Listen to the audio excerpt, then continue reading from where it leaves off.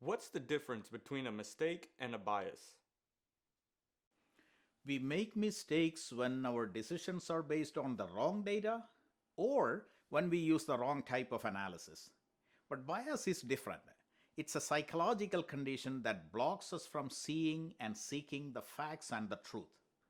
It's present in most everyone in varying degrees because evolution and culture molded it into our mental framework. Consider this example of self serving bias. In a survey conducted by the College Board, 829,000 high school seniors were asked to rate themselves on their ability to get along with others. No one, 0% rated themselves below average, and 60% of them rated themselves in the top 10%, and 25% of them rated themselves in the top 1%. Most people consider themselves better than average for intelligence, for looks, for driving skills, and for many other characteristics. You said earlier that evolution and culture created self-serving bias in us. Why? Because it helps us avoid depression and stress.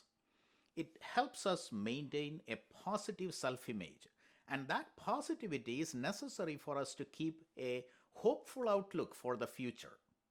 Well, if bias is helping us to keep a positive mental state, why do we need to assess them and rectify them? Yes, self serving bias makes us feel happy in the short run, but that feeling of happiness is based on an inaccurate worldview. If we are truly below average in our ability to get along with others, but think we are really good at it, we are blocking ourselves from the opportunities to improve our capabilities. Our house of cards, built with this inaccurate worldview, will result in interpersonal problems. Self serving bias goes beyond individuals' attitude about themselves. It's equally applicable to groups. When we think that the group we belong to is better than all the other groups out there, we are falling for self serving bias. Group conflicts and even wars can result from self serving bias.